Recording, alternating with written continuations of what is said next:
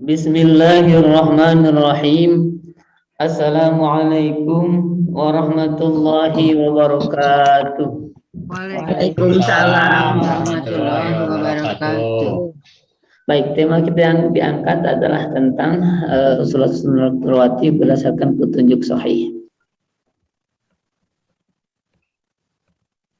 Baik, sebelum dimulai saya ada sedikit kalau bahasanya maaf kalau salah, kuesioner ya gitu ya. Kita akan mencoba menguji mencari wawasan dulu para jamaah tentang sholat sunat rawatib ini ya. Karena faktanya tidak jadi masalah kalau ada perbedaan pemahaman justru. Padahal ini bukan masalah pemahaman ada atau tidak, tapi boleh jadi ini lebih kepada tahu atau tidak tahu begitu tentang hadis tentang sholat sunat rawatib ini. Baik, begini kuesionernya. Mari kita jawab bersama-sama. Yang pertama, jumlah sholat sunat rawatib Rasulullah Shallallahu Alaihi Wasallam hanya 12 rakaat. Benar atau salah? Salah. Jumlah sholat sunat rawatib Rasulullah Shallallahu Alaihi Wasallam 12 rakaat saja. Betul salah? Benar atau salah? Salah. Ayat nu betul, ayat nu salah kan gitunya. Yang kedua, Rasulullah Shallallahu Alaihi Wasallam sholat sunat qoblal maghrib. Betul salah? Salah. Betul. Ya. Salah. Qoblat kan. Qoblat kan sebelum. Ya. Harusnya Sesudah. Oke. Enggak. Ya. Kemudian jadi ada yang salah, ada yang betul kan begitu ya? Iya. Ya tadi, enggak apa-apa. Yang berikutnya semua sholat wajib ada qoblanya. Betul. Kalau nomor 2 salah ya salah, nomor 3 oke. Ya, sholat wajib ada qoblanya. Tidak, salah. Nomor 3 ada qoblanya. Sama 3 salah. Benar atau tidak semua mah? Oh, tidak semua. Semua salah. Semua sholat wajib ada qoblanya. Nomor 3. Sebelum duhur ada qoblanya, sebelum duhur ada qoblanya, sebelum asar ada qoblanya, sebelum maghrib ada qoblanya, sebelum kita ada qoblanya. Benar salah? Salah ada bisa. Baik. Jadi jawabannya rata-rata salah. Kemudian keempat, tidak semua sholat wajib ada qoblas sunnah atau napi naon. Tidak semua sholat wajib ada badanya. Betul.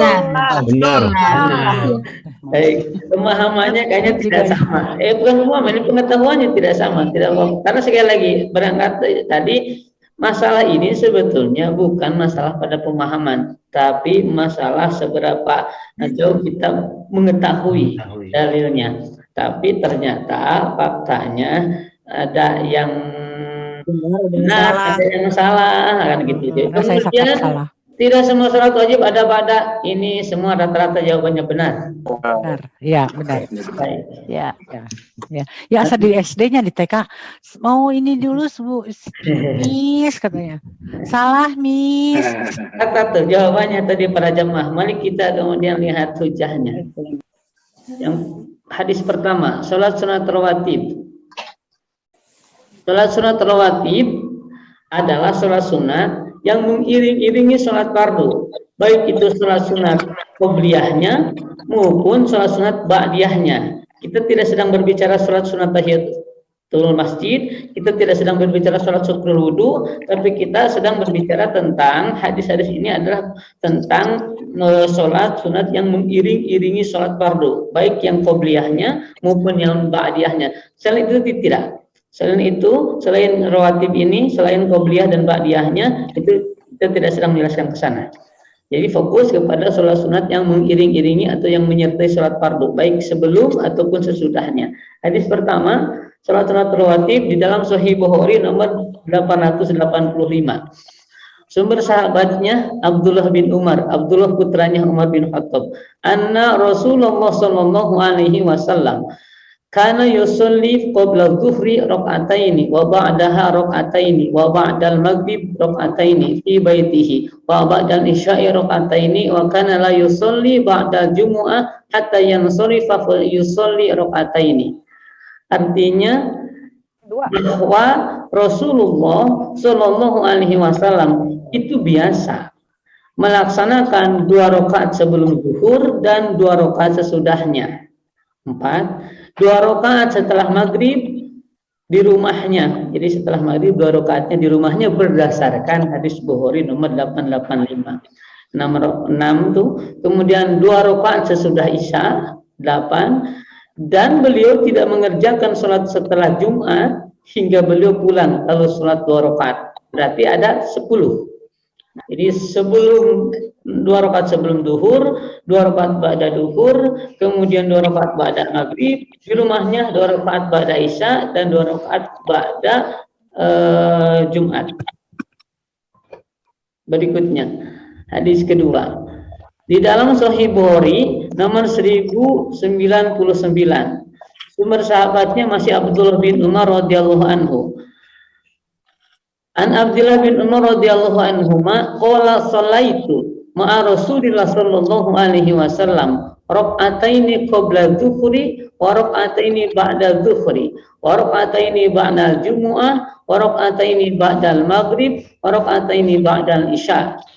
Dalam Sahih Bukhari nomor 1099 dari Abdullah bin Umar radhiyallahu anhuma berkata, aku pernah sholat bersama Rasulullah Shallallahu Alaihi Wasallam, yaitu 2 rakaat sebelum sholat zuhur, kemudian 2 rakaat sesudah sholat zuhur, 2 rakaat sesudah sholat Jumat, 2 rakaat sesudah sholat maghrib, dan 2 rakaat sesudah sholat isya. Dari 2 hadis ini kita baru menemukan data bahwa sholat sunat rawatib yang dilakukan oleh Rasulullah baru 10 rakaat. Yaitu 2 rakaat sebelum duhur, 2 rakaat ba'da duhur, 2 rakaat ba'da maghrib, 2 rakaat ba'da isya, 2 rakaat ba'da Jumat. Kalau ba'da Jumat dengan ba'da duhur sama lah, yang barangkali baru 8 kita. Ya, jadi baru 8 karena Jumat dengan duhur ya sama lah, ba'da duhur, ba'da Jumat berarti baru 8. Kemudian hadis ketiga dalam Sahih Muslim nomor 1201. Sumber sahabatnya beda. Kalau yang tadi Abdullah bin Umar, tapi yang ini sumber sahabatnya Abdullah bin Syakik. Katanya, aku bertanya kepada Aisyah radhiyallahu anha tentang sholat Rasulullah Shallallahu Alaihi Wasallam. Maksudnya sholat sunnahnya, sholat sunnah rawatibnya. Maka dia menjawab, beliau itu, Nabi itu sholat di rumahku 4 rakaat sebelum zuhur. Kalau yang tadi di Bukhari 2, tapi di sini 4 rakaat sebelum zuhur. Kemudian keluar dan sholat mengimami manusia, berarti untuk sholat duhurnya. Seusai sholat, beliau melaksanakan 2 rakaat sunnah. Pada duhur 2 rakaat berarti. Dan setelah mengimami sholat maghrib, beliau masuk dan sholat 2 rakaat. Jadi setelah maghrib, pada maghrib beliau masuk ke rumahnya, sholat 2 rakaat. Nanti pada maghribnya di rumah. Kemudian mengimami sahabat untuk sholat isya dan masuk ke rumahku untuk mengerjakan sholat 2 rakaat. Jadi pada isyanya di rumahnya 2 rakaat. Kemudian jika fajar telah terbit, maka beliau pun sholat sunat 2 rakaat. Nah, dari sini jumlahnya bertambah, yang tadinya 8 di sini ada sekitar 12. Saya ulang lagi. Jadi berdasarkan hadis Muslim dari nomor 1201, sumber sahabatnya Abdullah bin Syakik ada 12. 12 itu 4 rakaat sebelum duhur, 2 rakaat ba'da duhur, 2 rakaat ba'da maghrib, 2 rakaat ba'da isya, 2 rakaat sebelum subuh. Nah, nanti yang masalah di rumah dan di masjidnya tentang sholat-sholatnya nanti kita jelaskan saja. Ini saya coba menampilkan hadisnya dulu. Ini sudah 3 hadis, kita dapat data 8, 8, 12. Kemudian dalam Sunan At-Tirmidzi nomor 379 dari Aisyah radhiyallahu anha, istri Rasulullah sallallahu alaihi wasallam.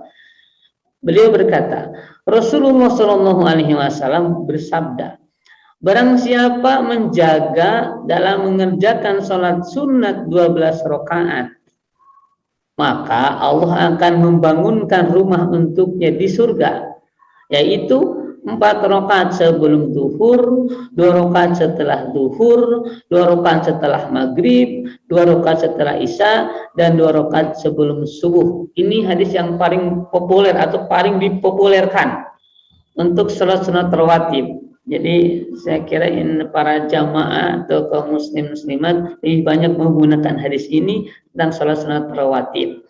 Hadis ini juga terdapat dalam Sunan At-Tirmidzi nomor 380, sumber sahabat ya Ummu Habibah. Jadi di antara istri Rasulullah SAW yang lainnya ada Ummu Habibah menyampaikan hadis yang sama tentang sholat sunat rawatib yang jumlahnya yang beliau lihat dari Rasulullah itu 12 rakaat. Saya ulang lagi, yang 12 rakaat itu 4 rakaat sebelum duhur, 2 rakaat ba'da duhur, 2 rakaat ba'da maghrib, 2 rakaat ba'da isya, dan 2 rakaat sebelum subuh. Berikutnya, hadis kelima, terdapat juga hadis tentang sholat sunat rawatib itu di dalam Sunan An-Nasai nomor 1778. Saya langsung bacakan terjemahannya saja ya, agak cepat. Sumber sahabatnya sama Ummu Habibah sebagaimana hadis di dalam Sunan At-Tirmidzi nomor 380. Sumber sahabatnya Ummu Habibah juga ternyata dicuplik juga, ditulis juga oleh di dalam Sunan An-Nasai oleh Imam An-Nasai. Katanya dari Ummu Habibah radhiyallahu anha bahwa Rasulullah sallallahu alaihi wasallam bersabda, ada 12 rakaat yang barang siapa mengerjakannya maka Allah bangunkan baginya rumah di surga. Yang 12 itu yaitu 4 rakaat sebelum zuhur, 2 rakaat sesudahnya sesudah zuhur, 2 rakaat sebelum asar, 2 rakaat sesudah maghrib, dan 2 rakaat sebelum salat subuh. Pertanyaan nanti akan begini, apakah kedudukan hadis ini? Saya tidak menampilkan hadis yang tidak sahih, saya tidak menampilkan hadis yang dhaif di sini. Semua hadis ini derajatnya hasan, sahih, dan sahih. Ya, ada 12 rakaat. Jadi 12 rakaatnya di dalam Sunan An-Nasai dengan 12 rakaat di Sunan At-Tirmidzi beda. Di Sunan At-Tirmidzi 12 rakaat itu 4 rakaat sebelum duhur, 2 rakaat pada duhur, 2 rakaat pada maghrib, 2 rakaat pada isya, 2 rakaat sebelum subuh. Sementara 12 rakaat berdasarkan Sunan An-Nasai nomor 1778 itu berbeda. Nah, apa 12 rakaat itu di dalam Sunan An-Nasai yang sumbernya sebetulnya sama Ummu Habibah, istri Rasulullah SAW juga, yaitu 4 rakaat sebelum duhur, 2 rakaat sesudah duhur, 2 rakaat sebelum asar, 2 rakaat sesudah maghrib, dan 2 rakaat sebelum subuh.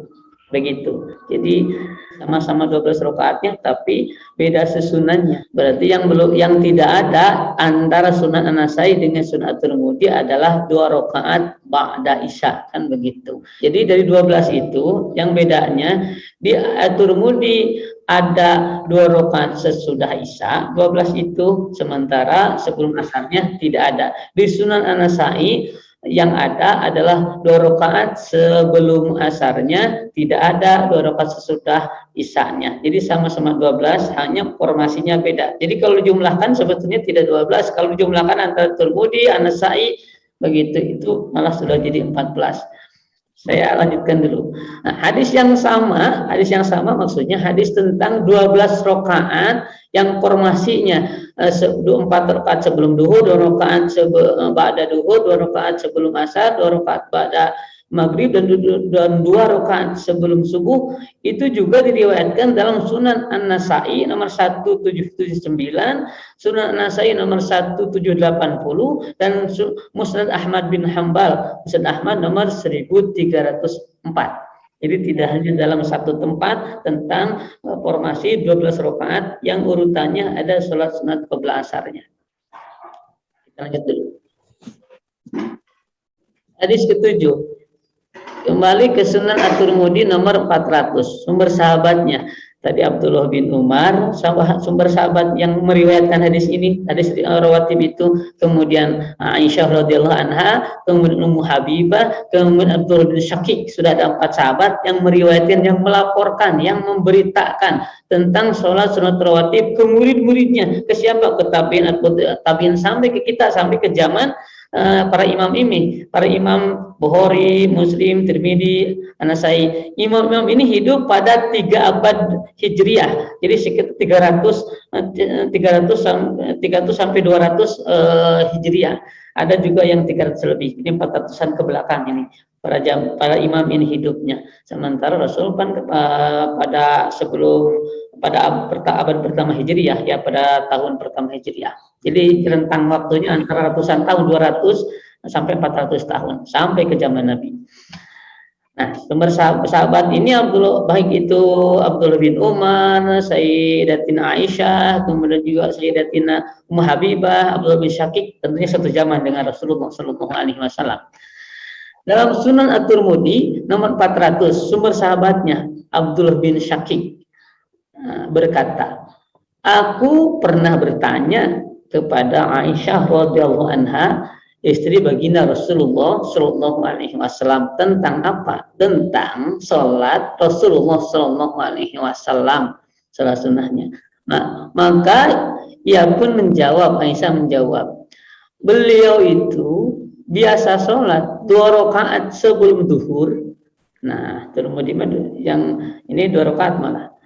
Kemudian 2 rakaat setelah duhur, 2 rakaat setelah maghrib, 2 rakaat setelah isya, dan 2 rakaat sebelum subuh. Jadi kalau tidak salah tadi, kalau para jamaah tidak lupa, di Tirmidzi ada 2 tentang sholat rawatib itu. Ada yang menjelaskan 12, sumber sahabatnya Siti Aisyah. Di Tirmidzi yang ini nomor 400, 10 malah sumber sahabatnya Abdullah bin Syakik. Saya ulang lagi. Jadi ada 2 jalur, ada 2 riwayat dari Tirmidzi menghadirkan tentang sholat sunat rawatib. Yang satu menjelaskan sholat sunat rawatibnya 12, yang satu menjelaskan sholat sunat rawatibnya 10 malah. Apa 10 itu? 2 rakaat sebelum duhur, 2 rakaat setelah duhur, 2 rakaat setelah maghrib, 2 rakaat setelah isya, dan 2 rakaat sebelum subuh. Jadi ada 2 riwayat. Ada 2 riwayat tentang sholat sunat rawatib dari yang sumbernya Sunan At-Tirmidzi. Jadi yang satu 12, yang satu 10 tidak apa-apa. Kalau digabung dengan semuanya malah sudah jadi 14 tadi. Kita lanjut dulu. Nah, kemudian hadis ke-12. Antara 2 adzan itu ada sholat. Antara 2 adzan itu para ulama tafsir hadis menjelaskan antara adzan dan iqamat. Antara adzan dan iqamat ada sholat. Mari kita perhatikan hadisnya dalam Sahih Bukhari nomor 591. Sumber sahabatnya adalah Abdullah bin Mughaffal. Ada sahabat namanya Abdullah bin Mughaffal radhiyallahu anhu. Beliau berkata tentang sholat sunat rawatib, bahwa katanya Rasulullah SAW bersabda, antara 2 adzan dan iqamah itu ada sholat. Kemudian pada ucapan beliau yang ketiga kalinya, beliau menambahkan bagi yang mau. Begitu. Jadi sampai 3 kali. Baina kulli adzanaini sholatun. Sampai 3 kali. Baina kulli adzanaini sholatun. Qala fi tsalitsati liman syaa. Tapi pada ucapan yang ketiga itu Nabi Shallallahu Alaihi Wasallam mengatakan liman syaa. Silahkan bagi yang mau. Begitu. Antara adzan dan iqamat. Adzan, Allahu Akbar, Allahu Akbar. La ilaha illallah. Beres. Antara adzan kemudian dan iqamat tentu kan sholat sunat. Gitu. Sholat sunat apa? Sholat sunat qobla. Saya mau sholatnya sholat sunat tahiyatul masjid, sholat sunat syukrul wudu. Sholat sunat tahiyatul masjid, sholat sunat syukrul wudu itu tidak terikat waktu. Tidak terikat antara waktu adzan dan iqamah, tidak terikat antara waktu zuhur. Kapan saja kita masuk ke masjid, mau jam 10, mau kemudian jam 2, mau kemudian jam 8 masuk masjid, disunahkan jangan duduk kecuali sholat sunat 2 rakaat dulu, yaitu sholat sunat tahiyatul masjid. Kemudian sholat sunat syukur wudhu pun tidak terikat waktu. Sepanjang kita kemudian selepas wudhu kita melakukan sholat sunat 2 rakaat, itu lebih hebat. Bahkan ini adalah menjadi salah satu amalan Bilal yang mendapatkan apresiasi khusus dari Nabi Shallallahu Alaihi Wasallam. Jadi orang wudhu itu laksanakan 2 rakaat, namanya sholat sunat syukur wudhu begitu. Kalaupun tidak pun tidak jadi mengapa. Hanya ini sholat sunat syukur wudhu ini tidak terikat waktu. Kapan pun kita melaksanakan wudhu kemudian diikuti sholat 2 rakaat, itu utama sekali. Nah, begitu. Baik. Nah, yang disampaikan ini tentang sholat sunat rawatibnya. Nah, antara 2 adzan dan iqamah begitu, itu ada sholat apa? Tentunya antara adzan dan kemudian sebelum iqamat itu sholat sunat qobla. Nggak mungkin sholat ba'da, sholat sunat qobla. Tapi pada kali yang ketiga, liman sya'a, bagi yang mau, artinya anu asok nu bade mangga sholat sunat laksanakeun, anu moal wios, anu bade entong sentimen kanu ngalaksanakeun teu kudu memaksa kanu moal kan begitu. Nah, baik. Berikutnya, nah, hadis yang sama juga dalam Sunan At-Tirmidzi. Hadisnya nomor 170. Nomor sahabatnya sama, Abdullah bin Mughaffal dari Nabi Shallallahu Alaihi Wasallam. Beliau bersabda, antara 2 adzan ada sholat bagi yang ingin mengerjakannya, sama. Jadi Imam Tirmidzi adalah salah seorang muridnya dari Imam Bukhari. Imam Bukhari punya murid di antaranya ini Imam Tirmidzi ini. Sama sahabatnya juga sama. Hadis yang sama juga dijelaskan dalam Sunan Abu Daud. Sunan Abu Daud. Jadi dalam hadis tentang antara adzan dan iqamat itu ada dalam Bukhari, ada di dalam Tirmidzi, ada juga dalam Sunan Abu Daud. Sunan Abu Daud beda sumber sahabat yang pertama meriwayatkannya. Dalam Sunan Abu Daud yang pertama kali meriwayatkannya adalah istri Rasulullah SAW sendiri, yaitu Aisyah radhiyallahu anha. Kita lanjut dulu. Hadis yang sama juga dijelaskan atau ada di dalam Sunan An-Nasa'i nomor 674. Jadi sudah berapa tuh? Di Bukhari, di Tirmidzi, di Abu Daud, di An-Nasa'i. Nomor sahabatnya Abdullah bin Mughaffal, Siti Aisyah. Nah, dalam Sunan An-Nasa'i nomor sahabatnya sama dengan di Bukhari, yaitu Abdullah bin Mughaffal radhiyallahu anhu, dia berkata, Rasulullah Shallallahu Alaihi Wasallam bersabda, di antara 2 adzan ada sholat, di antara 2 adzan ada sholat, di antara 2 adzan itu ada sholat, liman sya'a, bagi yang menghendakinya. Antara 2 adzan itu, antara adzan dan iqamat berarti 1 qobla subuh, qobla duhur, qobla asar, qobla maghrib, qobla isya. Kita jumlah bisa 10, itu bisa 12. Kalau qobla duhurnya diambil 4 rakaat berarti 12. Dari qoblanya sudah ketemu 12. Kemudian ditambah ba'danya. Nanti kita hitung semua. Kemudian hadis yang sama bahwa antara 2 adzan ada sholat juga dicuplik atau termaktub di dalam Musnad Ahmad bin Hambal nomor hadis 16.188. Baina kulli adzanaini sholatun liman sya'a. Setiap waktu antara 2 adzan adalah ada sholat bagi siapa yang menghendakinya. Sudah 5 tuh sumber hadisnya. Bukhari, kemudian Tirmidzi, Abu Daud, An-Nasa'i, Musnad Ahmad bin Hambal tentang bahwa ada sholat antara 2 adzan, yaitu antara adzan dan iqamat. Hadis yang maknanya sama, yang isinya bukan maknanya, yang isinya sama juga terdapat dalam Musnad Ahmad bin Hambal nomor 19.663, nomor 19.651, dan nomor 19.665. Nah, kemudian hadis berikutnya, sumbernya di dalam Sunan At-Tirmidzi nomor 394. An Ali, dari Ali itu. Sumber sahabatnya ini mah Ali. Kalau kita hitung, yang pertama Abdullah bin Umar, kemudian Siti Aisyah, Ummu Habibah, Abdullah bin Mughaffal, kemudian Sayyidina Ali. Sudah ada 5 tuh sahabat yang meriwayatkan tentang salat sunat rawatib Rasulullah sallallahu alaihi wasallam.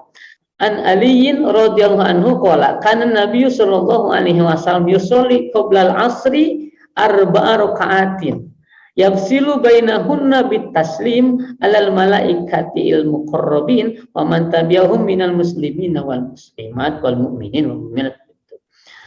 Kita lanjut. Artinya Nabi sallallahu alaihi wasallam itu melaksanakan sholat 4 rakaat sebelum asar.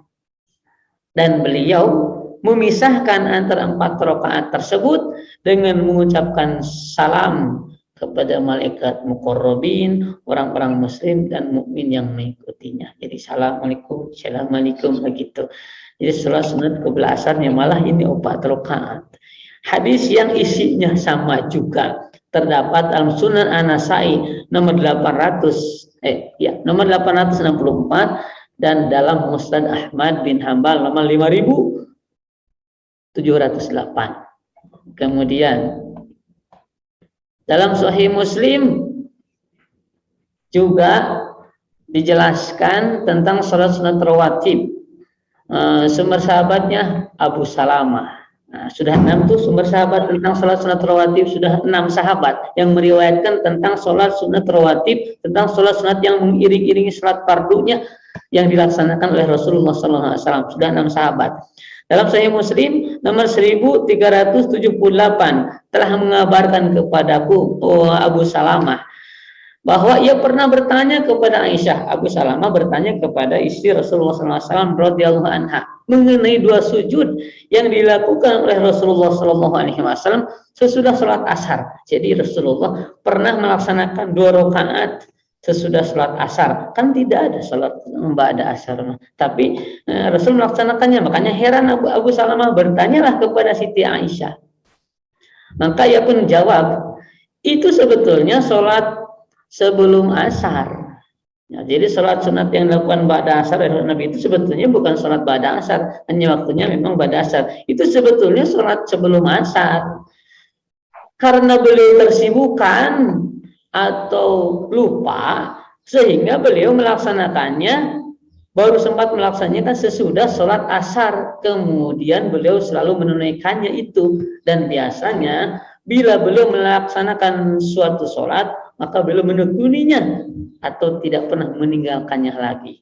Jadi sampai-sampainya itu Rasulullah melaksanakan sholat sunatnya ba'da asar, padahal ba'da asar tidak ada sholat sunat ba'da asar, tidak ada namanya sholat sunat ba'da asar. Makanya Abu Salamah bertanya kepada Aisyah, kepada istri Rasulullah, itu nanawanan kita Nabi teh apa entah ya sholat sunat ba'da asar teh surah anjir surah Nabi nyarira mata kita oge. Mantap narus Abu Salamah kepada Aisyah, nah betul melaksanakan sholat ba'da asar. Jawabnya, itu sebetulnya bukan sholat ba'da asar, itu teh sebelum asar sebetulnya. Hanya Rasul tidak sempat melakukannya karena sibuk atau boleh jadi beliau lupa, maka beliau pun melaksanakannya di waktu setelah asarnya. Jadi sempat-sempatnya Rasulullah itu melaksanakan sholat sunat sebelum asar di ba'da asar. Itu artinya Rasulullah menganggap utama sholat sunat qabla asar sampai-sampai pelaksanaannya baru sempat dilaksanakan di ba'danya. Begitu. Kita lanjut dulu. Berikutnya dalam Sunan At-Tirmidzi nomor 1169 dari Ibnu Abbas, sudah 7 sahabat yang meriwayatkan tentang sholat sunat rawatib. Dari Ibnu Abbas radhiyallahu anhu, ia berkata, Nabi Shallallahu alaihi wasallam mengerjakan sholat 2 rakaat setelah asar karena beliau mengurusi masalah harta karun muslimin, sehingga beliau sibuk dan tidak dapat melaksanakan sholat 2 rakaat setelah zuhur. Nah ini kalau ini dalam hadisnya setelah zuhur, maka beliau pun melaksanakannya 2 rakaat itu setelah asar. dan beliau tidak melakukannya. Tapi yang ini mah beliau tidak lagi melakukannya. Maksudnya kalau yang ini dalam Tirmidzi sholat sunat ba'da zuhur tapi tidak sempat melaksanakannya.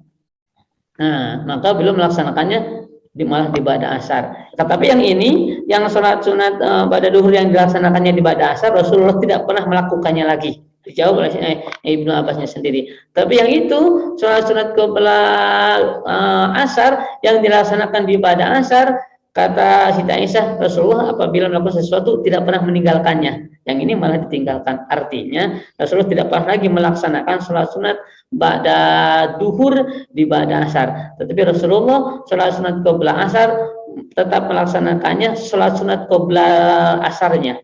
Bahkan suatu ketika karena sibuk pernah melaksanakan di ba'da asarnya. Nah gitu.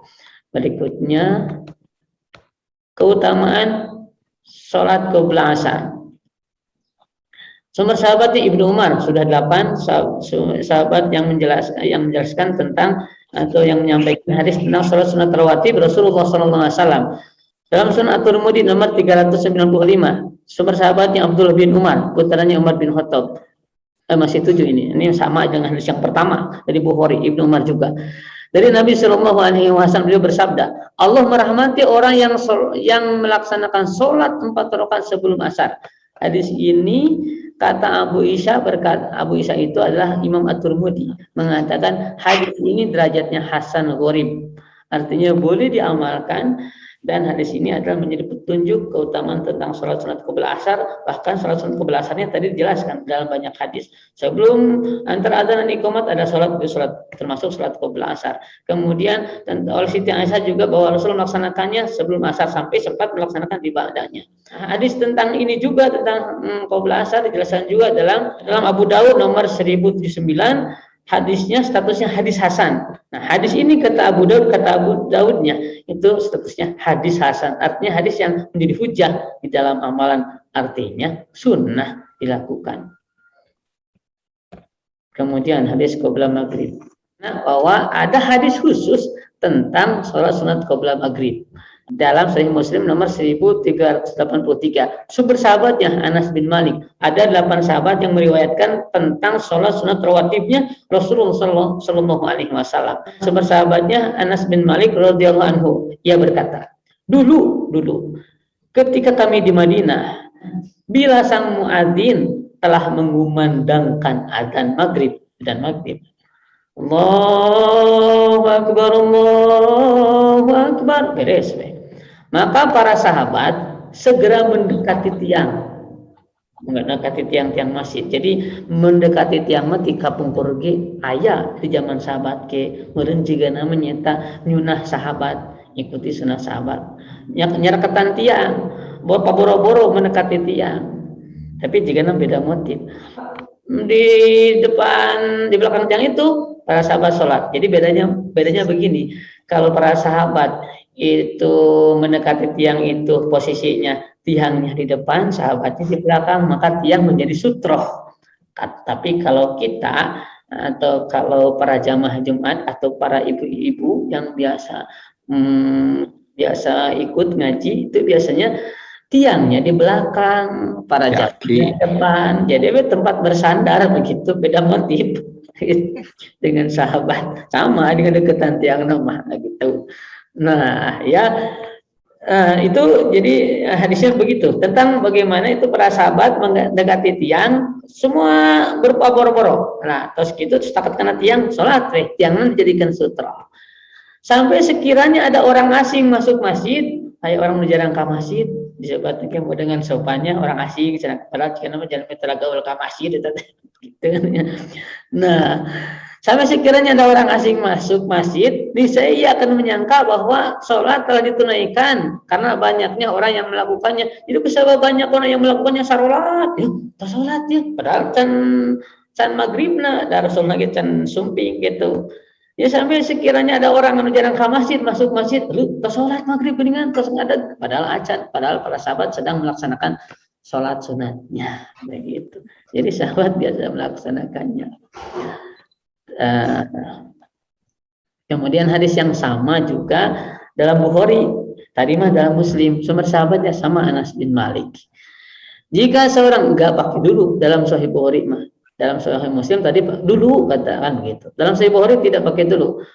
Nomornya 589. Sumber sahabatnya Anas bin Malik berkata, jika seorang muadzin sudah mengumandangkan azan maghrib, maka para sahabat Nabi Shallallahu Alaihi Wasallam berebut mendekati tiang-tiang untuk sholat sunat.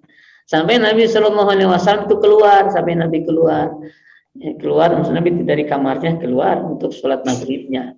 Sementara mereka tetap dalam keadaan menunaikan sholat sunat 2 rakaat sebelum maghrib. Nah, wahum kadzalika yusalluna raka'ataini qoblal maghrib. Di dalam hadis Bukhari itu ada raka'ataini qoblal maghrib.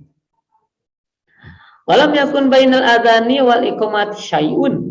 Nah, dan di antara adzan dan iqamat maghrib itu waktunya sangatlah sedikit. Terakhir hadisnya dalam Sahih Bukhari nomor 1112 telah menceritakan kepadaku Yahya bin Abu Habib. Aku berkata, aku mendengar dari Masrab ini yang saya sebutkan ini ya Yazid, kemudian Marsad, kemudian Uqbah bin Amir, itu adalah rantaian sanadnya, rawi. Jadi kan hadis itu begitu. Jadi tidak dari Bukhari langsung ketemu dengan Nabi, tidak dari Bukhari kemudian ketemu dengan sahabat, tidak. Jadi Bukhari ini ada hampir 4 sampai 5 generasi ke atasnya.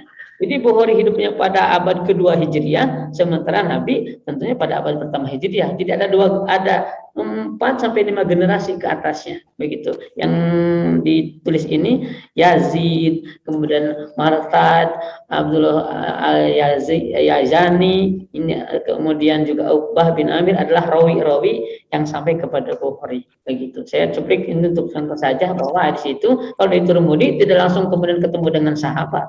Itu ada sampai 4-5 generasi rentangnya. Apa hadisnya? Kemudian aku menemui Uqbah bin Amir Al-Juhani, ini salah seorang sahabat Rasul. Lalu aku bertanya kepadanya, apakah kamu tidak heran terhadap Abu Tamim yang dia sholat 2 rakaat sebelum sholat maghrib?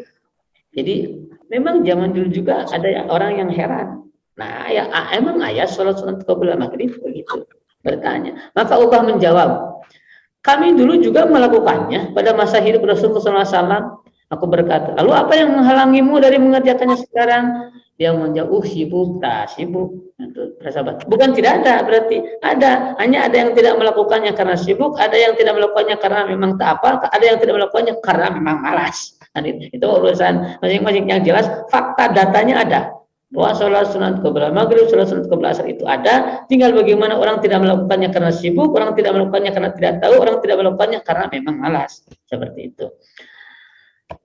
Nah, baru kemudian ini yang kemudian sudah menjadi sesuatu yang kita mafhum, sudah paham, sudah hafal bahwa tidak ada sholat ba'da asar, kan dilarang oleh Rasulullah SAW sendiri. Terdapat dalam hadis Bukhari nomor 553. Sumber sahabatnya Abu Hurairah ada 9. Berarti ditambah dengan Abu Hurairah ada 9 tentang atau sahabat yang meriwayatkan tentang sunat-sunat rawatib. Ini Abu Hurairah berkata, Rasulullah Shallallahu Alaihi Wasallam melarang dari 2 macam sholat sunat.